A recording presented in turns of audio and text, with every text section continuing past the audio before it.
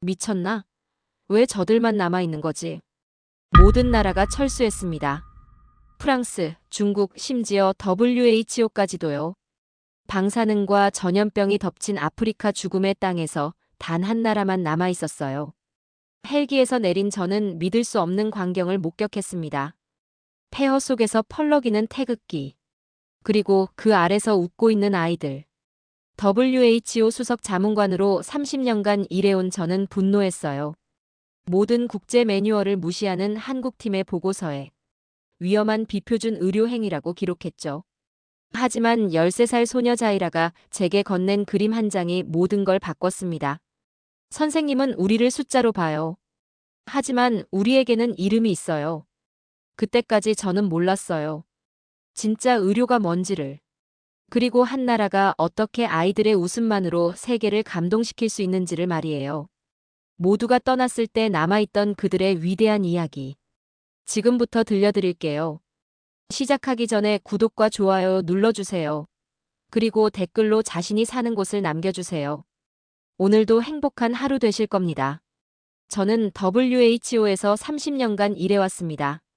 그동안 수많은 위기 상황을 겪었지만 니제르 북부 폐광촌만큼 절망적인 곳은 처음이었어요. 2024년 11월 제네바 본부 브리핑룸에서 코엔 부국장이 단호하게 말했습니다. 마리아, 당신은 구조자가 아니라 분석가입니다. 감정에 휘둘리는 순간 모든 게 실패해요. 방사능 누출에 전염병까지 겹친 상황이었어요. 프랑스 의료진이 먼저 철수했고 중국 구조대도 뒤따랐죠. WHO 본부에서도 공식 철수 권고를 내렸습니다. 더 이상 안전을 보장할 수 없다는 게 이유였죠. 하지만 저는 달랐습니다. 30년간 쌓아온 경험과 완벽한 매뉴얼이 있었거든요. 감정 따위에 휘둘리지 않고 정확한 데이터로 문제를 해결할 수 있다고 확신했어요. 니아메 공항에서 폐광촌으로 가는 헬기를 탔을 때 창밖 풍경은 마치 정말 영화 같았습니다. 말라붙은 강, 버려진 집들, 그리고 먼지만 날리는 도로. 조종사가 불안한 목소리로 물었어요. 정말 내려주기만 하면 되는 거죠? 착륙 직전 저는 뭔가 이상한 걸 발견했어요. 폐허 속에서 펄럭이는 깃발. 처음엔 바람에 날리는 천조각인 줄 알았는데 가까이 가니 태극기였습니다. 헬기에서 내리자마자 저는 조종사에게 물었죠. 저건 뭔가요? 아직 철수 안 한 팀이 있나요? 한국 팀이 아직 남아 있어요. 다른 나라들은 다 떠났는데 저들만 계속 있더라고요. 그 순간 저는 화가 났어요. 모든 국제기구가 위험하다고 판단해서 철수한 곳에 한 나라만 남아있다니. 비합리적이고 무모한 판단이었어요. 매뉴얼을 무시하는 행동이었죠. 헬기가 떠나고 나서 저는 홀로 그 땅에 서 있었습니다. 주변은 적막했고 바람 소리만 들렸어요. 그런데 멀리서 아이들 웃음소리가 들려왔어요. 이상했습니다. 이런 절망적인 곳에서 웃음소리라니. 저는 태극기 방향으로 걸어갔어요. 발걸음을 옮길 때마다 먼지가 일어났고 호흡기 필터 소리만 들렸죠. 하지만 그 웃음소리는 계속 들려왔습니다. 임시 의료소에 도착했을 때 저는 경악했어요. 방호복을 입은 의료진이 아이들과 함께 앉아 있었거든요. 감염 위험이 극도로 높은 상황에서 환자들과 직접 접촉하고 있었어요. 이건 모든 국제 매뉴얼에 위배되는 행동이었습니다. 그때 저는 확신했어요. 이곳에서 완전히 잘못된 일이 벌어지고 있다는 걸. 그리고 제가 이 무질서를 바로잡아야 한다는 걸 말이에요. 의료소에 들어서자마자 저는 분노했습니다. 제가 30년간 배워온 감염병 대응 원칙이 완전히 무시되고 있었거든요. 한국 의료진은 환자들을 직접 만지고 있었어요. 방호복을 입고는 있었지만 아이들의 손을 잡고 등을 쓰다듬고 있었습니다. 명백한 감염 확산 위험 행위였죠. 팀장으로 보이는 여성이 저에게 다가왔어요. 김혜나라고 자신을 소개했습니다. WHO에서 오신 마리아 쿠루 박사님이시죠? 맞습니다. 즉시 현재 상황을 점검해야겠어요.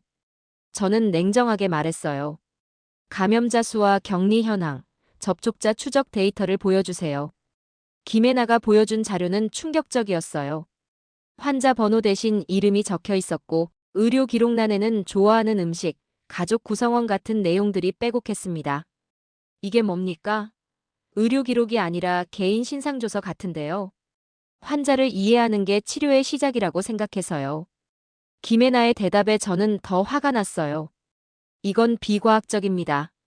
감정적 개입은 객관적 판단을 흐리고 의료진 안전도 위협해요. 그때 한 아이가 김혜나에게 다가왔어요. 열이 심해 보였는데 김혜나는 그 아이를 안아 올렸습니다. 다비드, 오늘은 어때? 저는 즉시 개입했어요. 지금 뭐 하시는 건가요? 접촉을 최소화해야 합니다. 김혜나가 저를 바라봤어요. 그 눈빛에서 뭔가 깊은 슬픔이 스쳐 지나갔습니다. 우린 너희 감정에 휘둘릴 수 없어요. 제가 단호하게 말했을 때 주변이 조용해졌어요. 아이들도 저를 쳐다봤습니다. 그때 다비드가 작은 목소리로 말했어요. 선생님은 무서워요. 그 말에 제 가슴이 찔렸지만 저는 흔들리지 않았어요. 의료는 감정이 아니라 매뉴얼입니다. 정확한 절차를 따라야 해요. 김혜나가 조용히 대답했어요. 여기서는 매뉴얼만으로는 안 되더라고요. 그날 밤 저는 코엔 부국장에게 보고했습니다. 한국팀의 위험한 비표준 의료 행위라는 제목으로요. 감정적 개입으로 인한 감염 확산 우려를 상세히 기록했어요. 하지만 이상했습니다. 데이터를 보니 이 지역 감염률이 다른 곳보다 낮았거든요. 논리적으로 설명이 안 되는 결과였어요. 창밖으로 태극기가 보였어요. 여전히 바람에 날리고 있었죠. 다른 나라 깃발들은 모두 사라진 곳에서 홀로 남아 펄럭이고 있었습니다. 그때 저는 짜증이 났어요. 저 무모한 고집 때문에 모든 게 복잡해지고 있다고 생각했거든요. 다음 날 아침 큰 소동이 벌어졌습니다. 한 소녀가 한국팀의 정수장비를 돌로 내리치고 있었거든요. 소녀는 13살 정도로 보였어요. 마른 체구에 또렷한 눈빛을 가진 아이였습니다. 손에는 돌을 들고 있었고 얼굴에는 분노가 가득했어요. 김혜나가 급히 달려가서 소녀를 말렸어요. 자이라, 안 돼. 이건 너희를 위한 거야. 자이라라는 이름의 소녀가 김혜나를 뿌리쳤습니다. 우릴 살리겠다는 사람들은 늘 사진만 찍고 떠났어요. 저는 그 광경을 보며 고개를 끄덕였어요. 역시 현지인들은 외부 지원을 신뢰하지 않는다는 제 판단이 맞았죠. 자이라가 저를 쳐다봤어요. 그 눈빛에는 배신감과 절망이 섞여 있었습니다. 당신도 똑같겠죠? 며칠 있다가 헬기 타고 떠날 거 아니에요? 저는 냉정하게 대답했어요. 저는 일하러 왔습니다. 감정적 판단은 하지 않아요. 자이라가 비웃었어요. 역시요. 우리는 당신들한테 숫자일 뿐이죠. 그때 김혜나가 자이라 앞에 무릎을 꿇었어요. 자이라, 내가 약속할게. 우리는 다르다고. 어떻게 믿어요? 우리 아버지도 외국 사람들을 믿었어요. 그리고 광산에서 죽었죠. 자이라의 목소리가 떨렸어요. 그 순간 저는 이 아이가 얼마나 많은 상처를 받았는지 알 수 있었습니다. 저는 자이라에게 다가갔어요. 당신 아버지 일은 유감입니다. 하지만 우리는 과학적 근거로 일해요. 자이라가 저를 노려봤어요. 과학이 우리 아버지를 살렸나요? 그 질문에 저는 할 말을 잃었어요. 오후에 저는 자이라의 배경을 조사했습니다. 아버지는 광산 붕괴로 사망, 어머니는 전염병으로 세상을 떠났어요. 13살 나이에 홀로 마을 아이들을 돌보고 있었죠. 저녁에 자이라가 제게 다가왔어요. 당신은 우리를 뭘로 봐요? 감염 위험군으로 분류하고 있습니다. 자이라가 씁쓸하게 웃었어요. 역시 숫자네요. 우리한테는 이름이 있는데. 이름이 의료에 무슨 도움이 됩니까? 이름이 없으면 기억할 수 없어요. 기억하지 않으면 떠나기 쉽고요. 그 말에 저는 뜨끔했어요. 맞았거든요. 저는 이곳을 떠날 계획이었으니까요. 그날 밤 저는 보고서를 썼어요. 현지인의 비협조적 태도라는 항목을 추가했습니다. 하지만 자이라의 마지막 말이 계속 머릿속을 맴돌았어요. 이름이 없으면 떠나기 쉽다. 과연 그게 문제일까요? 저는 확신할 수 없었어요. 며칠이 지나면서 저는 한국팀을 더 관찰했어요. 여전히 그들의 방식이 비효율적이라고 생각했지만 이상한 점들을 발견하기 시작했습니다. 제가 환자들을 관리할 때는 체계적으로 번호를 매겼어요. 감염자에서 1, 감염자에서 2. 정확하고 실수 없는 방법이었죠. 하지만 한국팀은 모든 환자의 이름을 외우고 있었어요. 심지어 가족 이야기까지 기억하고 있었습니다. 김혜나가 한 할머니를 진료하는 걸 봤을 때였어요. 마리아마, 어제 손자 그림은 어땠어요? 할머니가 환하게 웃으며 대답했어요. 정말 예뻤어요. 선생님이 주신 색연필로 그렸는데 우리 마을 우물도 그렸더라고요. 저는 의아했어요. 이런 대화가 치료에 무슨 도움이 될까요? 그런데 놀라운 일이 벌어졌습니다. 할머니의 혈압이 정상으로 돌아온 거예요. 약물만으로는 설명하기 어려운 회복이었어요. 어느 날 한 아이가 제게 다가왔습니다. 8살 정도 되어 보이는 남자아이였어요. 선생님, 제 이름이 뭔지 아세요? 저는 당황했어요. 그 아이는 제 기록에서 감염자에서 오였거든요. 잠깐만요. 제가 명단을 뒤적이자 아이가 고개를 떨어뜨렸어요. 역시 모르시는구나. 저는 숫자일 뿐이에요. 그 말에 제 가슴이 아팠어요. 그때 김혜나가 다가와서 아이를 안아 올렸어요. 우마르, 오늘 몸은 어때? 아이가 환하게 웃었어요. 예나 선생님은 제 이름을 기억해 주세요. 저는 충격을 받았어요. 같은 환자인데 이름을 불러주느냐 마느냐에 따라 반응이 완전히 다른 거였어요. 저녁에 우마르가 다시 제게 왔어요. 선생님도 제 이름 불러주세요. 우마르. 맞죠? 아이가 눈물을 글썽이며 말했어요. 처음으로 저를 사람처럼 불러주셨어요. 그 순간 저는 깨달았어요. 제가 지금까지 이 아이들을 어떻게 대했는지를 말이에요. 하지만 저는 여전히 의구심이 있었어요. 감정적 접근이 정말 의학적으로 유효할까요? 며칠 후 더 충격적인 일이 벌어졌어요. 자이라가 저를 찾아온 거예요. 마리아 선생님. 아이가 처음으로 제 이름을 불렀어요. 저도 이름이 있다는 걸 보여주고 싶어요. 자이라가 작은 종이를 건넸어요. 거기에는 서툰 글씨로 자이라 알리라고 적혀 있었습니다. 이름이 있으니까 기억할 수 있어요. 그 말에 저는 할 말을 잃었어요. 이 아이가 저에게 가르쳐주고 있었던 거예요. 이름의 의미를 말이에요. 그날 밤 저는 깊이 생각했어요. 번호와 이름의 차이가 뭘까요? 의학적으로는 번호가 더 정확해요. 하지만 그 아이들의 반응을 보니 뭔가 다른 치료 효과가 있는 것 같았어요. 처음으로 저는 제 확신이 흔들리기 시작했습니다. 일주일이 지나면서 저는 자이라와 조금씩 가까워졌어요. 아이가 조금씩 마음을 열기 시작했거든요. 어느 날 자이라가 제게 다가와서 물었어요. 마리아 선생님, 정말 우리를 도우러 온 거예요? 당연하죠. 그게 제 임무니까요. 자이라가 고개를 갸우뚱했어요. 임무라고 하니까 차가워요. 예나 선생님은 마음이라고 했거든요. 그 말에 저는 당황했어요. 맞아요. 저에게는 업무였어요. 하지만 김혜나에게는 다른 의미였던 거죠. 며칠 후 자이라가 특별한 선물을 가져왔습니다. 직접 그린 그림이었어요. 그림에는 우물이 그려져 있었어요. 그리고 그 옆에서 아이들이 웃고 있었죠. 물통을 든 자이라도 있었고요. 이게 뭐예요? 우리가 처음으로 깨끗한 물을 마신 날이에요. 자이라가 그림을 김혜나에게 건네면서 말했어요. 이 물은 우리 거예요. 살아있는 물이에요. 김혜나가 그림을 받으며 눈물을 글썽였어요. 자이라, 고마워. 이건 내 보물이 될 거야. 그 순간 저는 뭔가 중요한 걸 놓치고 있다는 생각이 들었어요. 자이라에게 그 우물은 단순한 급수 시설이 아니었거든요. 희망의 상징이었죠. 그날 밤 자이라가 제게도 그림을 그려왔어요. 저를 그린 그림이었는데 제 손에는 청진기가 있었고 주변에는 웃고 있는 아이들이 그려져 있었어요. 선생님은 처음에 무서웠어요. 우리를 숫자로만 봤거든요. 지금은 어때요? 지금은 달라요. 선생님도 우리 이름을 부르려고 노력하거든요. 자이라가 작은 종이 한 장을 더 건넸어요. 거기에는 한글로 마리아라고 적혀 있었습니다. 예나 선생님이 가르쳐 줬어요. 이름을 한글로 쓰는 법이요. 그 순간 제 가슴이 뭉클했어요.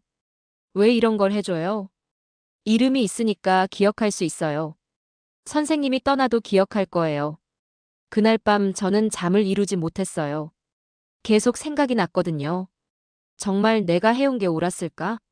30년간 저는 환자들을 데이터로 봤어요. 효율적이고 객관적이라고 생각했죠. 하지만 자이라의 그림을 보니 그 아이들에게는 전혀 다른 의미였던 거예요. 김혜나와 한국팀이 하는 건 치료가 아니었어요. 관계를 맺는 거였죠. 환자와 의사 사이에 인간적인 연결을 만드는 거였어요. 창밖을 보니 태극기가 여전히 펄럭이고 있었어요. 바람에 흔들리면서도 꺾이지 않고 있었죠. 그때 저는 깨달았어요. 저 깃발이 상징하는 게 뭔지를 말이에요. 포기하지 않는 마음. 끝까지 함께하려는 의지였던 거예요. 제 손에는 자이라가 그린 그림이 있었어요. 그 그림 속에 저는 웃고 있었습니다. 실제 제 모습보다 훨씬 따뜻해 보였어요. 내가 정말 저런 사람이 될 수 있을까? 처음으로 저는 제 자신에게 솔직하게 물었어요. 지금까지의 방식이 정말 옳았는지를 말이에요. 2주가 지난 어느 날 코엔 부국장에게서 긴급 연락이 왔어요. 마리아, 즉시 철수해요. 상황이 더 악화됐어요. 하지만 아직 할 일이 남아 있습니다. 당신은 분석가예요. 감정에 휘둘리는 순간 실패합니다. 명령은 절대적이에요. 저는 복잡한 마음으로 김혜나에게 소식을 전했어요. WHO에서 철수 명령이 내려왔어요. 위험하다고 판단했대요. 김혜나가 담담하게 대답했어요. 그러시겠죠. 당연한 결정이에요. 한국팀은 어떻게 하실 건가요? 같이 떠나셔야 해요. 김혜나가 잠시 망설이더니 말했어요. 저희는 좀 더 있을 것 같아요. 무슨 말씀이세요?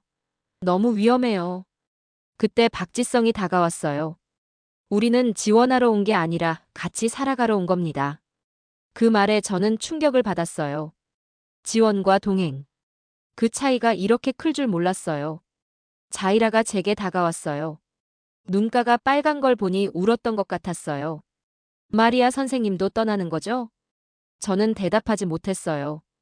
떠나야 한다는 걸 알고 있었지만 그 말을 하기가 어려웠거든요. 괜찮아요. 이해해요. 자이라의 목소리가 다시 차갑게 변했어요. 하지만 이젠 선생님도 우리 사람이에요. 떠나도 우리가 기억할 거예요. 그 말에 제 눈에서 눈물이 났어요. 자이라가 저를 원망하는 게 아니라 감싸주고 있었던 거예요. 그날 밤 저는 특별한 보고서를 작성했어요. 이들은 구조대가 아니다. 이들은 공존자다. 그 한 줄을 쓰면서 저는 깨달았어요. 한국팀이 특별한 이유를 말이에요. 다음 날 아침 헬기가 저를 데리러 왔어요. 짐을 싸면서 마지막으로 의료소를 둘러봤습니다. 김혜나가 여전히 환자들을 돌보고 있었어요. 마치 아무 일도 없었던 것처럼 일상을 이어가고 있었어요. 자이라가 멀리서 저를 바라보고 있었어요. 저는 아이에게 다가갔어요. 자이라, 미안해. 뭐가 미안해요? 선생님은 해야 할 일을 하는 거예요. 아이가 제 손에 작은 종이를 쥐어줬어요. 된장국 맛있었어요. 짠데 따뜻했어요. 선생님 마음 같아요. 헬기에 오르기 직전 김혜나가 제 손을 잡았어요. 마리아 박사님 고마웠어요. 선생님도 우리에게 많은 걸 가르쳐줬어요. 헬기가 이륙하면서 아래를 내려다봤어요. 태극기가 여전히 펄럭이고 있었습니다. 모든 나라가 떠난 자리에서 홀로 남아 바람에 흔들리고 있었죠. 그 순간 저는 확신했어요. 저들이 진짜 영웅이라는 걸. 모든 게 끝났다고 생각할 때 끝까지 남아있는 사람들이 진짜 영웅이라는 걸 말이에요. 제네바로 돌아온 저는 코엔 부국장과 심각한 대립을 겪었어요. 마리아, 당신 보고서는 받아들일 수 없어요. 너무 주관적이고 감정적이에요. 하지만 데이터가 모든 걸 증명합니다. 저는 단호하게 말했어요. 한국팀이 머문 지역의 감염률은 40% 낮아요. 이건 팩트예요. 코엔이 비웃었어요. 우연의 일치일 뿐이에요. 당신은 객관성을 잃었어요. 그럼 이 회복 속도는 어떻게 설명하시겠어요? 저는 자이라가 그린 그림을 꺼내 보여줬어요. 이 아이가 저를 그린 그림입니다. 숫자가 아닌 사람으로 인정받았을 때 어떤 변화가 일어나는지 보여주죠. 코엔이 한숨을 쉬었어요. 마리아, 당신은 30년 경력의 전문가예요. 그림에 현혹되면 안 돼요. 하지만 저는 포기하지 않았어요. WHO 유럽 본부 전체 회의를 요청했습니다. 회의실에서 제 발표가 시작됐어요. 의료는 치료가 아니라 이해입니다. 회의실이 조용해졌어요. 30년간 시스템과 매뉴얼을 강조했던 제가 정반대 이야기를 하고 있었거든요. 한국팀은 환자를 번호가 아닌 이름으로 불렀습니다. 그 결과 환자들의 치료 의지가 극적으로 향상됐어요. 한 동료가 의아한 표정으로 물었어요. 마리아, 감정적 개입이 정말 의학적으로 유효한가요? 이 데이터가 증명합니다. 저는 자료를 보여줬어요. 환자가 자신을 인간으로 인정받는다고 느낄 때 회복 속도가 60% 빨라져요. 그때 코엔이 끼어들었어요. 그건 플라시보 효과일 뿐이에요. 과학적 근거가 부족해요. 저는 자이라의 메모를 꺼냈어요. 마리아라고 한글로 적힌 종이었어요. 이 아이가 제 이름을 한글로 써줬어요. 사람들이 우리를 떠난 게 슬픈 게 아니라 이름 없이 떠났다는 게 슬펐다고 했어요. 회의실 분위기가 변했어요. 한국은 사람을 이해하는 방식으로 감염을 줄였습니다. 이건 새로운 패러다임이에요. 저는 마지막으로 말했어요. 이제 난 그 아이들을 감염자에서로 부를 수 없어요. 우마르고 자이라고 다비드예요. 회의 결과 WHO는 한국형 주민 참여 진료 모델을 공식 표준안에 포함시키기로 결정했어요. 며칠 후 뜻밖의 영상통화가 걸려왔어요. 자이라였어요. 마리아 선생님. 화면 속 자이라는 훨씬 밝아 보였어요. 선생님, 저도 이제 간호학과에 가요. 사람의 이름을 부르는 법, 저도 배웠어요. 그 순간 저는 울컥했어요. 자이라, 정말 자랑스러워. 선생님이 가르쳐 줬어요. 이름이 얼마나 중요한지를요. 김혜나도 화면에 나타났어요. 마리아 박사님, WHO에서 우리 방식을 인정해줬다며요? 정말 고마워요. 제가 고마워요. 진짜 의료가 뭔지 가르쳐줘서요. 영상통화가 끝난 후 저는 책상 위에 자이라의 그림을 놓았어요. 볼 때마다 생각나요. 진짜 치료가 뭔지 그리고 사람을 대한다는 게 어떤 의미인지를 말이에요. 5년이 지난 지금 저는 WHO 퇴임을 앞두고 있어요. 마지막 인터뷰에서 기자가 물었습니다. 30년간 가장 기억에 남는 순간이 있다면요? 한 아이가 된장국을 먹으며 짠데 따뜻해요라고 말한 순간이에요. 기자가 의아해했어요. 된장국이요? 네. 그 아이가 처음으로 한국 음식을 먹었을 때예요. 짠데 따뜻하다고 했어요. 그게 바로 한국의 마음이었죠. 저는 그날의 기억을 천천히 들려줬어요. 저는 30년간 숫자로 일해왔습니다. 하지만 폐허 속에서 펄럭이던 태극기 아래 처음으로 사람을 봤어요. 제 책상 위에는 여전히 자이라의 그림들이 놓여 있어요. 5년이 지났지만 더 선명해 보입니다. 기자가 핵심을 물었어요. 한국팀이 특별했던 이유가 뭐라고 생각하시나요? 그들은 떠나지 않았어요. 모든 나라가 철수했을 때 혼자 남아 있었죠. 저는 최근 자이라에게서 온 편지를 보여줬어요. 이 아이가 지금 간호대학 3학년이에요. 김혜나 선생님 같은 간호사가 되고 싶다고 해요. 편지에는 자이라가 병원 실습하는 사진이 들어 있었어요. 환자의 손을 잡고 웃고 있는 모습이었죠. 그 아이가 편지에 이렇게 썼어요. 이제 저도 사람들의 이름을 불러줘요.